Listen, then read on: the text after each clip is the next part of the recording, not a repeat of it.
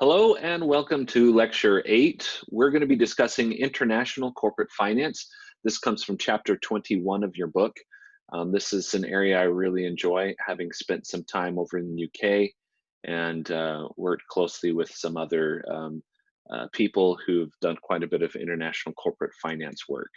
So let's jump into this. The key concepts and skills we'll be covering in this lecture. First, we're going to define how exchange rates are quoted, what they mean, and the difference between spot and foreign exchange rate. So we're looking at currency and exchanging currencies. And the second, we'll explain purchasing power parity, interest rate parity, unbiased forward rates, uncovered interest rate parity, and the international Fisher effect and their implications for foreign exchange, for exchange rate changes. And so these are we're going to be learning some formulas on how to calculate expected rates. Also, we're going to discuss, we're going to illustrate the different types of exchange rate risk and ways firms manage exchange rate risk. And finally, we're going to show the impact of political risk on international business investing.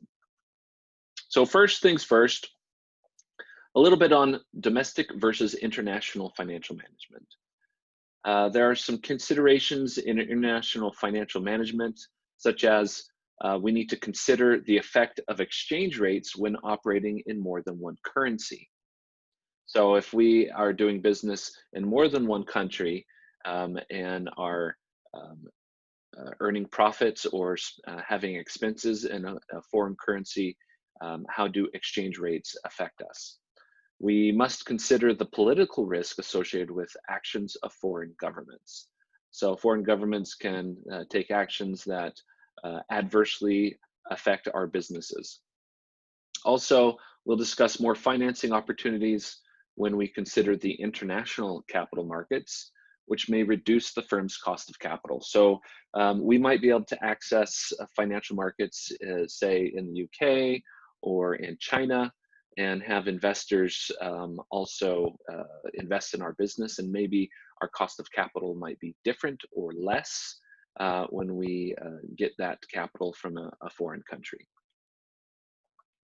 So just a few international finance terms to remember. First one is ADR, American Depository Receipt. This is when securities are issued in the US that represent shares in a foreign company stock. So if a foreign company, which was founded and operated in another country, they will often want to access the US capital markets, and so they'll issue ADRs as a way to access the US capital markets. Cross rate, this is the implied exchange rate between two currencies, when both currencies are quoted in terms of a third currency. And we'll discuss that a little bit more.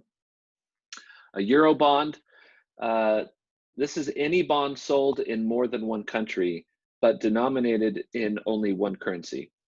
And usually that currency is the issuer's domestic currency. Next is euro currency, or sometimes called euro dollars. This is money deposited in a bank in a country with a different currency. Euro dollars are US dollars deposited in foreign banks. So if I took some US dollars over to the UK with me the next time I went, I still have an open bank account there, deposited US dollars, those would be considered euro dollars. A few more terms to remember. Foreign bonds, these are bonds issued in a single foreign country in that country's currency. So this would be similar to a US bond being issued by a US company, but purchased by a foreigner. We here in the US can purchase foreign bonds issued in foreign countries. Gilts, these are British and Irish government issues, very similar to our treasury bonds. London Interbank Offered Rate, or LIBOR.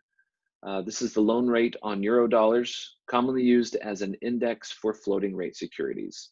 You may have heard in the not too distant past a little bit of a scandal in relation to LIBOR, and there's work to replace LIBOR in the future.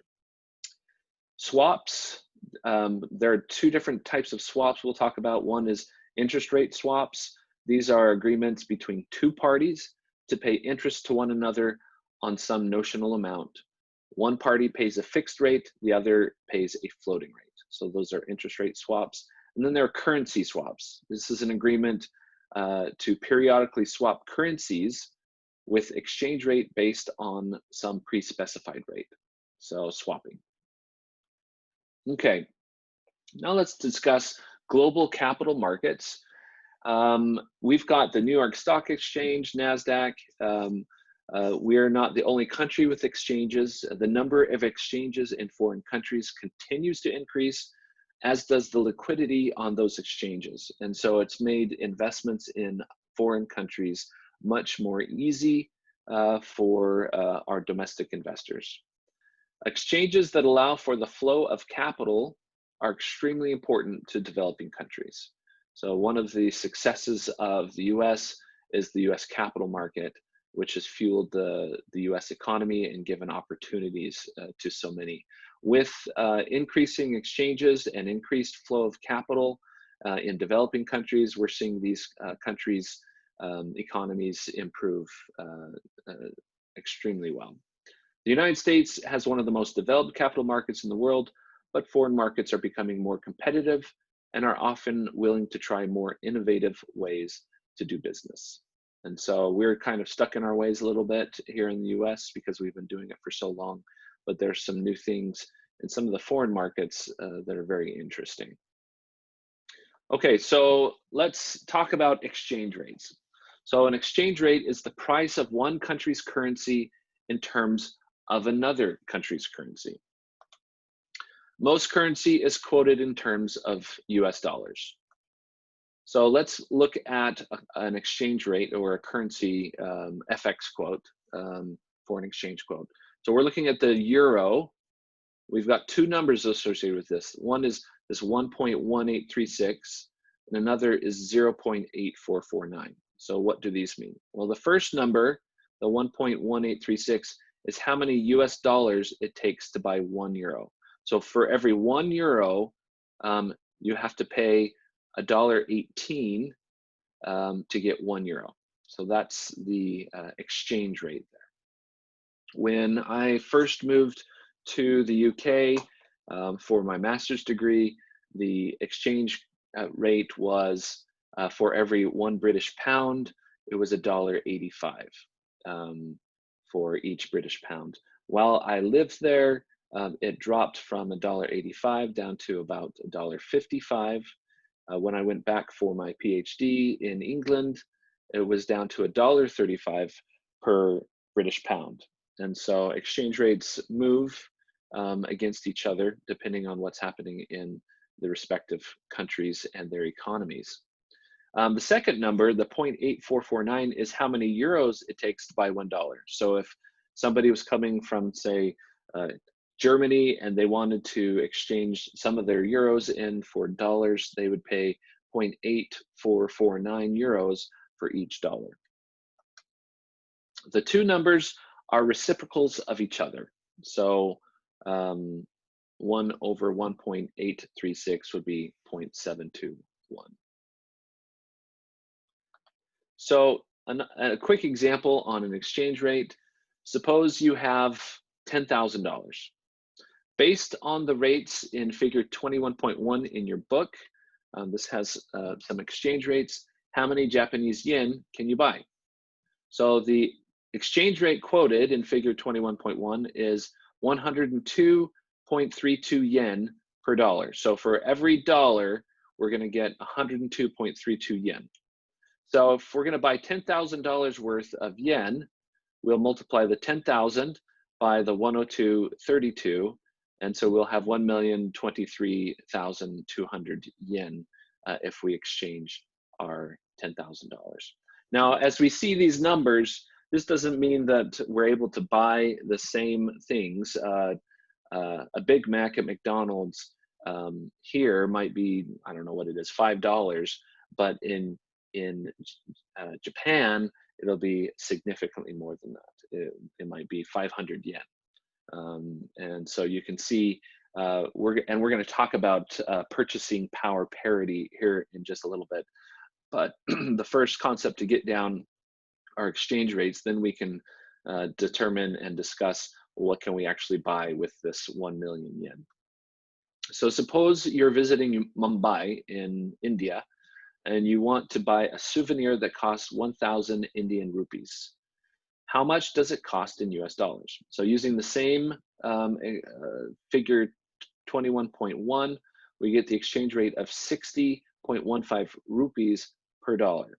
So we want to buy a souvenir that costs 1,000 rupees. So how many US dollars is that going to take? So the cost is, we take the 1,000 rupees, we divide it by the exchange rate, and we get $16.63. So this is the amount of US dollars we would need to exchange it in to get 1,000 Indian rupees. Now, one of the things about this example for these exchange rates, we have not taken into account transaction costs. And so whenever we are transacting or exchanging, say, US dollars for another currency, people aren't going to do that for free. The banks or wherever you're going to get it exchanged are going to take a cut. And so that's something in the real world we have to think about. So I thought it would be good to look at an example from the web, and I'll click on the link here in just a second. So we're thinking about going to Mexico for spring break or Japan. So one of those two countries, or Japan for our summer vacation. So we either go to Mexico now or Japan later. How many pesos or yen can we get in exchange for $1,000? Okay, so we have come to a website. This is xe.com. They have an app as well, which I've used quite a bit. Okay, so what we've got here, we are going to exchange 1,000 US dollars. So we're coming from the US. We're going to, let's look at Japan first since it's already there. And if I click this little arrow, it shows us 106,898 yen for our $1,000. Okay. Now we can take a look at Mexican peso. The Mexican peso, our $1,000 would be worth 22,504 Mexican pesos. Okay, so we can use websites like this. I use an app where I've lived over in the UK. That app was very helpful to me as I was there and exchanging money back and forth from the US to the UK. Okay, moving onward. So now we're going to talk about and share an example of triangle arbitrage. Triangle arbitrage. So we're looking at foreign exchange quotes, FX quotes, and we're observing the following quotes. So €1 per $1. So obviously this is not current. This is just an example. But for the example's sake, let's assume that we can exchange €1 per $1. We can also exchange 2 Swiss francs per $1. And finally, we can exchange €0.4 per 1 Swiss franc. So we've got 3 different currencies, and a triangle arbitrage is where we can trade in and out of a couple of currencies and come back around where there's a mismatch in the exchange rate, so that we might have an opportunity to make a little bit of money, take advantage of this mismatch. Okay, so what is the cross rate for euros per Swiss franc? The cross rate, so we've got €1 over $1 divided by 2 Swiss franc over $1. So you'll remember the definition of the cross rate had to do with looking at a third currency in comparing to other currencies. And so the cross rate is €0.5. So this is €0.5 per Swiss franc. So if we go through the US dollar to get to Swiss franc, or to the euro from the Swiss franc, then the exchange rate will actually work out to be 0.5. But you can see if we went directly from the euro to the Swiss franc, it would be 0.4. So it's not the same as the quote above. Triangle arbitrage is the act of exchanging through three currencies to exploit a mispriced trio of currency quotes. Now, one thing to take note of, to execute triangle arbitrage in this example, we would buy low, we'd buy the 0.4 euro per 1 Swiss franc, and then we would sell high, we would sell 0.5 euro for 1 Swiss franc. And so if we can run it through that triangle, we can end up making a gain, a profit. So let's just run through this as an example. Let's start with $100. So we've got 100 US dollars. We're going to buy 1 euro. So 1 euro per $1. So that's 100 euros. With our 100 euros, we're going to use that to buy our Swiss franc. That's buying low at 0.4. So we have 100 euros. We're going to end up with 250 Swiss francs. Now we're going to come back around to US dollars. So we're going to exchange our Swiss francs to buy US dollars. So we've got 250 Swiss francs at a 2 for 1. That gets us back to 125. We started with 100, we ended with 125. So we now have 25 more than we started, and this was a risk-free transaction. Now, in reality, as I mentioned before, there are transaction costs, and any inequity, any arbitrage opportunities are quickly taken advantage of, which brings us back to an equilibrium. So if there is mispricing or a cross rate there that is different than the direct exchange rate, that does not last very long. Types of transactions. So let's talk about types of foreign exchange transactions. First is the spot trade. This is exchanging the currency immediately. So we do it, this is, you go in, you want to exchange it right then. It's called a spot trade. And you'll get the spot rate for the spot trade, the exchange rate for an immediate trade. So right now. Then you could also do a forward trade where we agree today to exchange currency at some future date and some specified price. This is also called a forward contract, a forward trade. So we're looking to the future and we agree to exchange at a specific forward rate. This is the exchange rate specified in the forward contract. If the forward rate is higher than the spot rate, so if the rate that we are expecting in the future, the forward rate, is higher than the immediate spot rate, the foreign currency is selling at a premium when quoted as dollar equivalents. If the forward rate is actually lower than the current spot rate, then the foreign currency is selling at a discount. Okay, and on to the next concept. This is a discussion about absolute purchasing. It's a tongue twister. Absolute purchasing power parity. So the price of an item should be the same in real terms, regardless of the currency used to purchase it. And I gave the example of the Big Mac.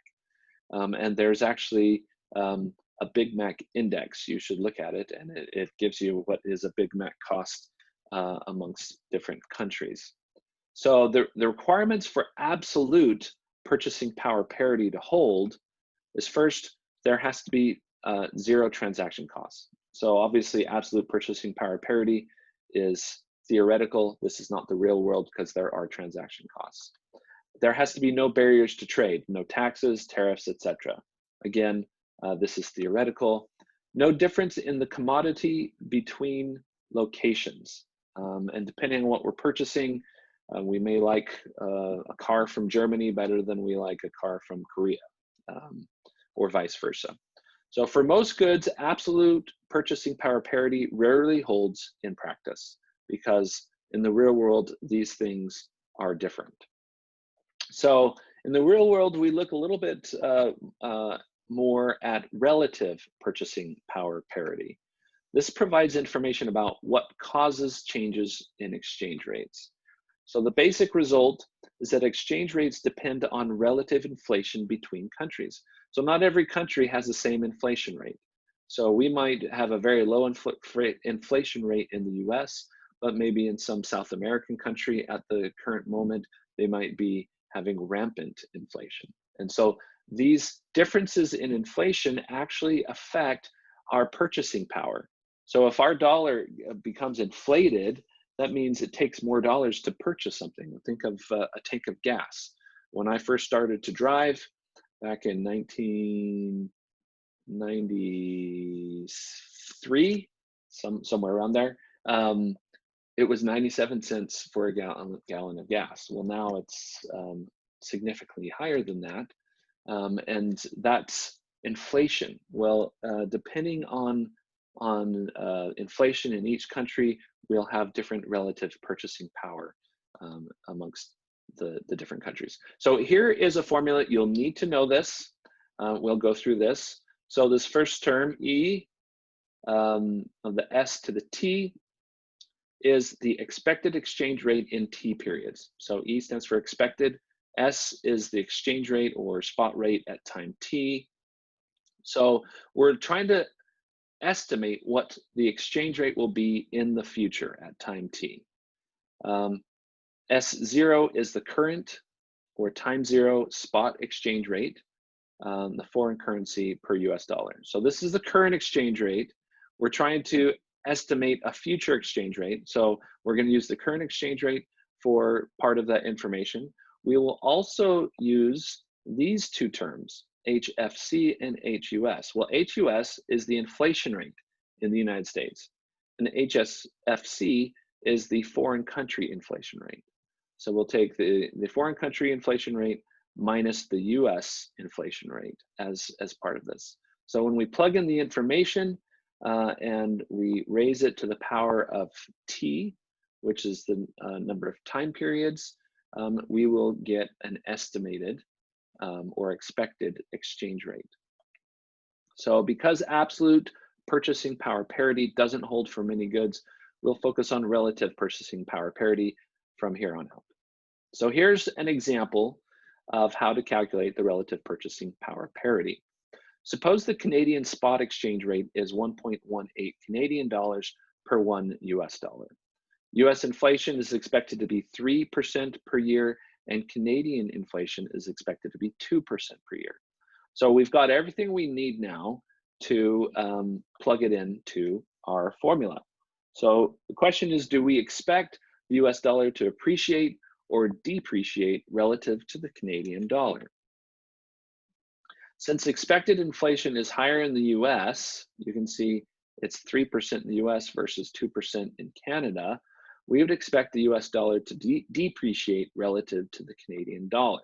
So again, if this is higher, if the US inflation is higher than the foreign currency, then we're going to expect it to decrease or depreciate relative to the Canadian dollar.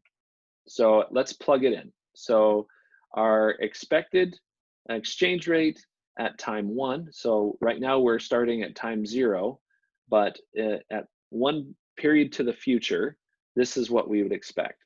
So we've got our current spot rate, which is 1.18, that's 1.18 Canadian dollars per US dollar, times 1 plus 0.02, this is the Canadian inflation expectations, minus 0.03, which is the US inflation, to the power of 1. So this equals 1.1682. So we would drop from 1.18 Canadian dollars to 1.16 Canadian dollars. So the US dollar is depreciating relative to the Canadian dollar. So the Canadian dollar is strengthening against the US dollar. Now let's discuss covered interest arbitrage. So this examines the relationship between spot rates, forward rates, and nominal rates between countries.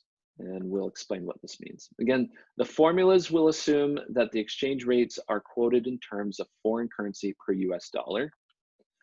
And the US risk-free rate is assumed to be the T-bill rate. And this is common throughout most of corporate finance. As we're looking for a risk-free rate, we typically will always use the T-bill rate, which is a short-term treasury bond, as our proxy for a risk-free rate. Okay, so here's an example of covered interest arbitrage. Consider the following information. So our spot rate at time 0 is 0.8 euro per $1 US. We've got our forward rate at 1 year, let's call it a year, one time period in the future, of 0.7 euro per dollar. So it's expected the US dollar is expected to depreciate against the euro. We've got our interest rates here. This is the interest rate in the US. This is the interest rate for the European Union. So if we were to borrow funds, this is the rate at which we would borrow. So these are the current prevailing interest rates in those countries. So what is the arbitrage opportunity here? So let's say we borrow $100 at 4% in the US. We then buy $100 worth of euro at 0.8 euro per $1. So we're going to get 80 euro. We're going to invest it at 2% for 1 year. So we've invested it over in the European Union somewhere, and we're going to earn 2% for the next year. Obviously, we're not super excited about this 2% because we could have potentially invested at 4% in the US. The thing that we're looking at is the expected future rate. And we're going to see that the US dollar weakens. So if our money is in the euro and the US dollar weakens, if we can exchange it back to the US dollar, we're going to get more US dollars per euro. So in 1 year, we're going to receive 80 euro, which we invested, times the 2% that we are going to earn. So we're going to end up with 81.6 euro at the end of the year. We're going to convert it back to the dollar. So we've got 81.6 euro at this expected future exchange rate. We'll end up with $116.57. But we have to repay this loan. Remember, we borrowed $100 at 4%. So this is not all profit. The loan payoff is $100 times the 1.04, this 4%. So we have to pay back 104. But if we take and subtract the 104 from the 116, you can see that we made a profit of $12.57 risk-free. So that is, again, this is covered interest arbitrage, where we are dealing with differences in interest rates and movements in exchange rate. So based on the previous example, there must be a forward rate that would prevent the arbitrage opportunity, because investors are pretty smart. When they see that there's an arbitrage opportunity, people start to take advantage of it, which drives the arbitrage opportunity to zero because it moves towards equilibrium. So interest rate parity defines what that forward rate should be. So what forward rate would eliminate the arbitrage opportunity. So there's two ways of looking at this. The approximation is going to be close enough. So we've got the forward rate divided by the spot rate. So this is the forward rate in one period in the future over the immediate spot rate.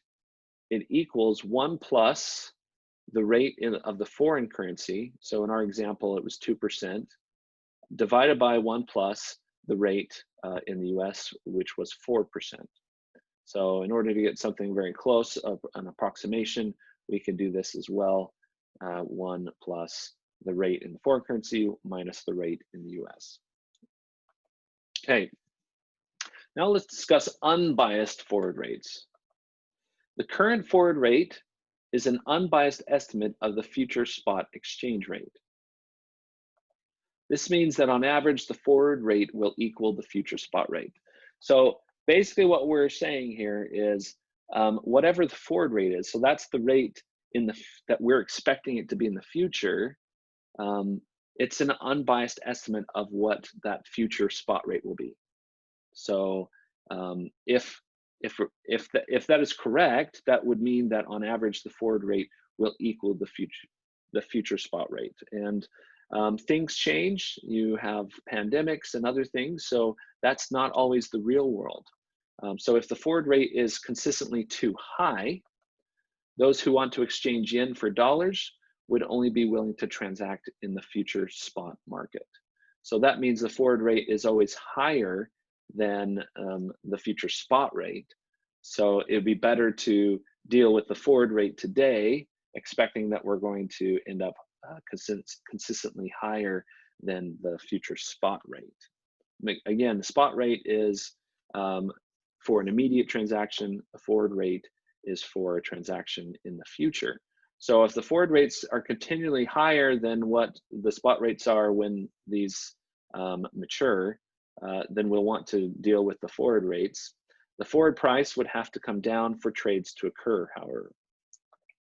So if the forward rate is consistently too low, we'd see the exact opposite. Those who want to exchange dollars for yen would only be willing to transact in the future spot market. The forward price would have to come up for trades to occur. And so we can see them working towards an unbiased forward rate. Uncovered interest parity. So let's talk about what we know so far. So purchasing power parity, you'll remember that it's based off of the current spot rate and the inflation rates of the in the foreign currency or foreign country and in the US. Interest rate parity, we're looking at the forward rate, and we can look at this based on the interest rates between the difference between the interest rates of the foreign country and the US. Unbiased forward rate, where the forward rate is equal to what we anticipate it to be. So combining these different formulas, we can show what we showed at the beginning, the formula for one period, and then if it's more than one period, we can add a t. And here are the multi-period equation. We've got the exact and the approximate, the exact relative purchasing power and the approximate. So in the quizzes, you should have a couple of opportunities to practice some of these calculations. Next is the International Fisher effect. We're going to combine the purchasing power parity and the uncovered interest parity. We can get the International Fisher effect. Okay, so we're looking at rates and inflation. So the real rate approximates the rate in the US minus the inflation rate in the US should equal the rate in the foreign country minus the inflation in the foreign country. So this is an assumption that we call the International Fisher effect. So the International Fisher effect tells us that the real rate of return must be constant across countries. Okay, so when we use the term real rate of return, it's whatever our return is minus inflation. So that's our real rate of return. And the inflation rate in the US has typically averaged somewhere around 3%, where so in order to understand what our real rate of return, let's say we earn 12% in the stock market. Well, what is our real rate of return? It'd be 12% minus 3%.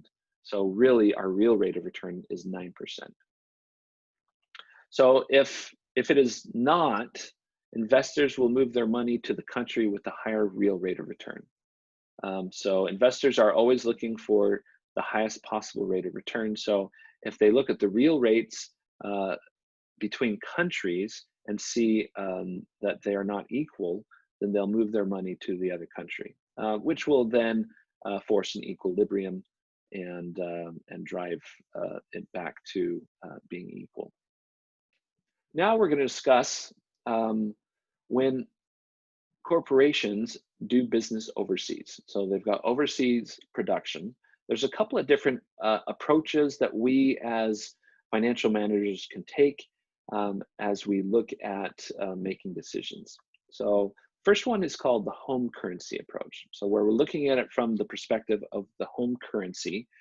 In this case, we're going to estimate cash flows in the foreign currency. So let's assume we are manufacturing something in a different country, potentially selling it in a different country.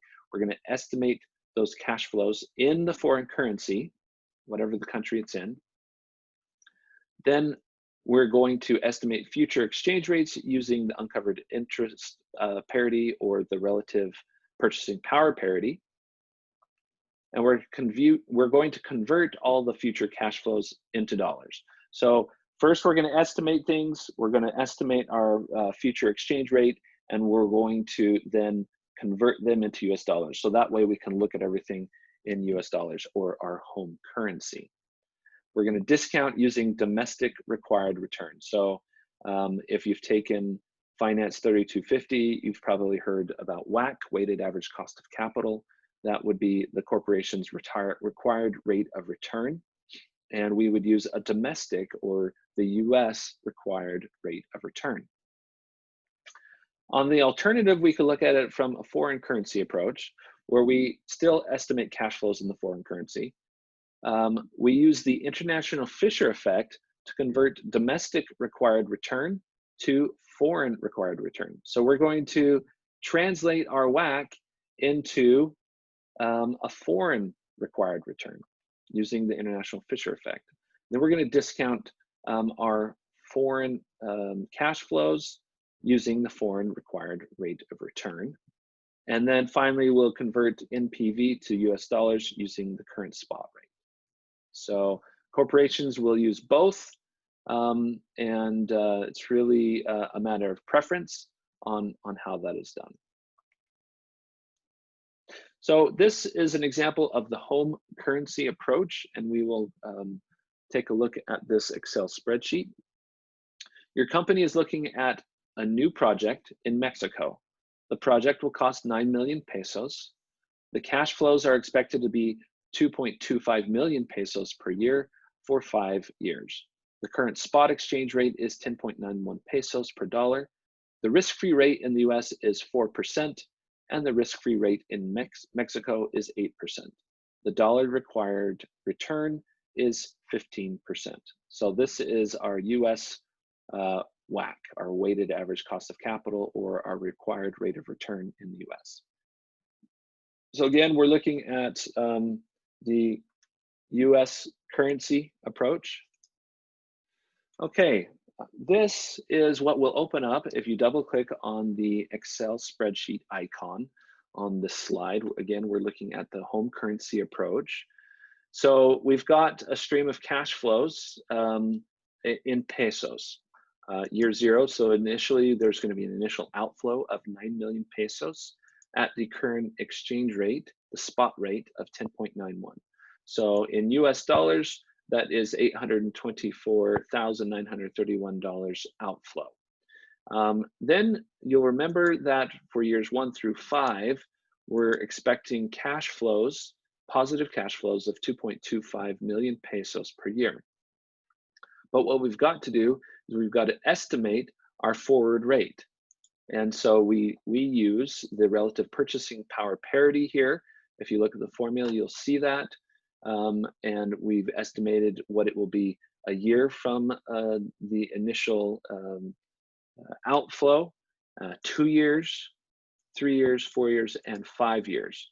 So you can see here the exchange rate with the dollar strengthening against the peso. And so as a result, when we translate or convert this 2.25 million pesos using this exchange rate, we're going to get less US dollars because the US dollar strengthened over the time here. So using this information with the US risk-free rate, the Mexican rate, and our US required rate of return, we calculate a negative net present value. Now remember this number, $202,759. So it's negative, so we would not move forward with this project because if there's a negative NPV, we do not move forward. But now let's take a look at this using the foreign currency approach. So looking at the foreign currency approach, we're going to use the same information as the previous example to estimate the NPV using this foreign currency approach. So remember, we're going to now use the International Fisher effect and the relative inflation difference from the International Fisher effect. So we've got rate in the foreign currency minus rate in the domestic currency. So foreign currency, Mexico was 8% minus 4%. So we've got 4% there. The required return in the foreign market, so the required return in the foreign country, we've got to calculate this.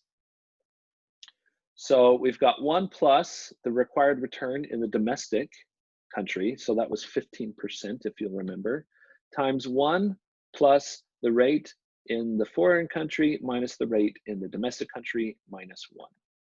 So if we plug this in, our required rate of return in the foreign market would be 1.15, so 1 plus 15% times 1.04, 1 plus 4%, we can see that 4% right here, minus 1 gives us 19.6%. So in the US, the market, the required return would be 15%. In Mexico, however, when we convert this to the required return in the foreign country market, it's 19.6%. So the present value of the future cash flows is 6.788537 million pesos.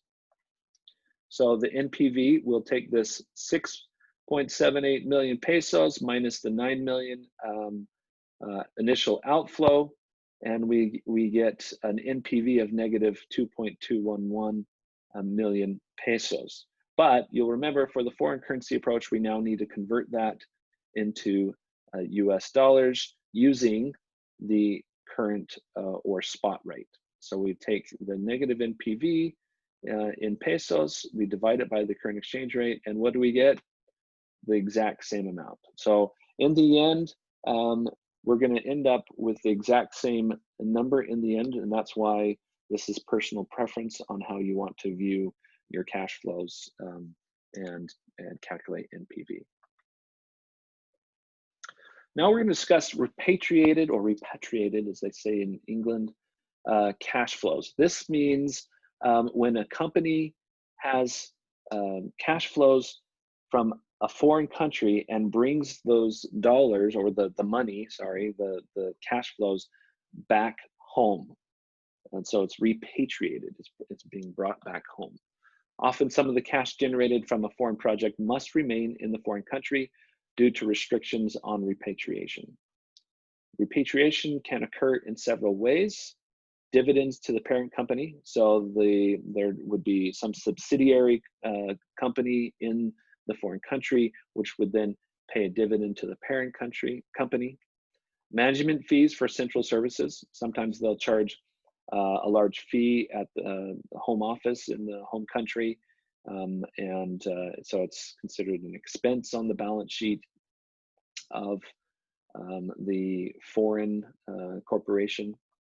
Royalties on the use of trade names and patents. So in the past, companies were able to keep large sums of cash in foreign countries, and depending on the country, they may be able to avoid paying certain taxes if they don't repatriate the cash. The US has taken steps to eliminate those types of loopholes so that companies doing business in foreign countries still have to pay tax on those revenues. But repatriating cash is a question that we as financial managers have to look at, not only from a cash flow perspective or a tax perspective, but also it may be required by the home country or the foreign country. Okay, so risk from day-to-day fluctuations in exchange rates and the fact that companies have contracts to buy and sell goods in the short run at fixed prices, means that we have a short-run exposure to fluctuations in exchange rates. And this exposure brings a certain amount of risk. So how do we manage the risk? Well, we can enter into a forward agreement to guarantee the exchange rate. So if we have a certain number of goods that we're selling for an amount that we know, we can enter into a forward agreement to guarantee that future exchange rate. We can use foreign currency options to lock in exchange rates if they move against you, but benefit from rates if they move in your favor. So we don't have to lock ourselves in to having to purchase or receive a particular exchange rate. We can rather use a foreign currency option, which gives us the right, but not the obligation to exchange at a specific rate. And so that might give you a benefit, but there is a cost to the foreign currency option. We have to pay a premium to that. So we weigh the premium cost against the potential gain of not being locked in. What about long run exposure? There are long run fluctuations that come from unanticipated changes in relative economic conditions. So maybe one country is facing issues, a recession, while the other one is not. So it could be due to changes in labor markets or governments. These long run exposures are more difficult to hedge.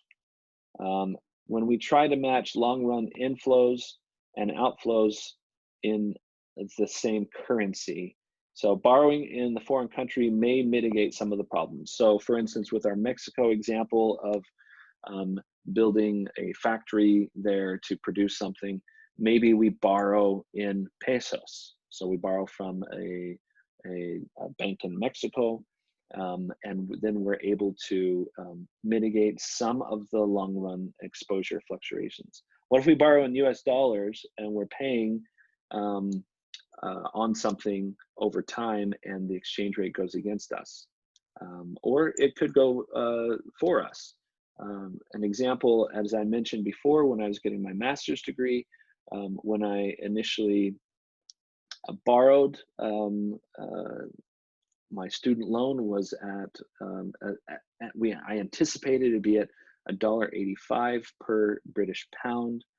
By the time we were done, it had moved to $1.55, and so we got more pound for our dollar. So over the life of that, as I brought funds from my US bank account over to the UK, that it was to my advantage, but it could have easily gone the other way. And so if I borrowed in the UK, I wouldn't have had to worry about that because the exchange rate wouldn't have affected me as much. Next, we'll discuss translation exposure. Income from foreign operations must be translated back to US dollars for accounting purposes. So even if we're not repatriating the cash, when we are reporting for accounting purposes, we have to translate it back into US dollars, even if the foreign currency is not actually converted back. So if gains and losses from this translation flowed through directly to the income statement, there would be a significant volatility in earnings per share as a result of exchange rate fluctuations. So the existing accounting regulations require that all cash flows be converted at the prevailing exchange rates, with currency gains and losses accumulated in a special account within shareholders' equity. So we show those gains and losses.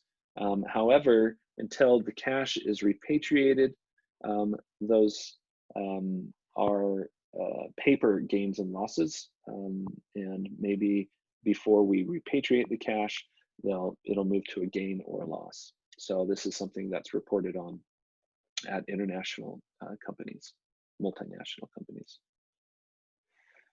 So how do we manage exchange rate risk? Well, large multinational firms may need to manage the exchange rate risk associated with several different currencies. You look at Apple Computer, they're selling all over the world. and they have to manage their exchange rate risk. The firm needs to consider its net exposure to currency risk instead of just looking at each currency separately. So rather than just looking at the British pound separately from the Canadian dollar, they'll look at it all together. So it's the net exposure that we're looking at. What is our net exposure? Hedging individual currencies could be expensive and may actually increase exposure, especially if they hedge in the wrong direction. So there has been some legislation, as I alluded to before, the Tax Cuts and Jobs Act of 2017. Under the old US tax law, firms had an incentive to keep profits outside the US due to high repatriation tax rates. I mentioned that. One of the famous examples was Apple Computer had a base of operations in Ireland, and they kept, I can't remember, it was like $13 billion of cash sitting in Ireland because they didn't want to repatriate it because of the high repatriation tax rates. So changes to the tax law have essentially eliminated the repatriation issue. So there's not a penalty for bringing the cash back home. There's also political risk. Investments in countries that have unstable governments should require higher returns. I had an investor who I worked with who wanted to pull some of their funds and invest in a power project in an African nation that was very unstable at the time. And so we talked about the potential risk, and he ended up going forward with it, and it worked out, thankfully. But it was something that was very important to take into consideration. So the extent of political risk depends on the nature of the business. The more dependent the business is on other operations within the firm, the less valuable it is to others. So natural resources development can be very valuable to others, especially if much of the groundwork in developing the resources has already been done. We've seen cases where countries have allowed foreign companies to come in and develop natural resources, whether it be oil exploration or other things. They get things going, and then the government will nationalize the oil industry and basically take over and reap the benefits from that. So local financing can often reduce political risk. So if you borrow from a very well-connected and high-profile bank in the country that you're planning on doing work in, the politicians are going to think twice before they do something that might harm your operations, because it would also harm the bank that you borrowed from. That concludes our lecture. I encourage you to go through this quick quiz. I won't read each of these, but I'll encourage you to pause at this point, read through each one, see if you can understand or if you have questions about any of these topics. If you do, please either go back and re-listen or go and read the book, or you can contact me directly during my office hours, or if outside my office hours, just shoot me an email and we can schedule something. Also, I would like you to consider this ethics issue. You're stuck in a customs line entering a foreign country. That means you're at the airport, most likely, and you're waiting to go through customs. A $20 expediting fee could be paid to forego the line and enter immediately. What do you do? Finally, I'd like you to go through the comprehensive problem. The answer to this problem is, if you download the PowerPoint, it's in the notes of the PowerPoint. Assume that $1 US buys 115 Japanese yen and $1 US buys 0.54 pounds sterling. What must the dollar-pound exchange rate be in order to prevent triangular arbitrage? Ignore transaction costs. And in the PowerPoint, I showed you the formula in order to do this. With that, best of luck. Thank you very much.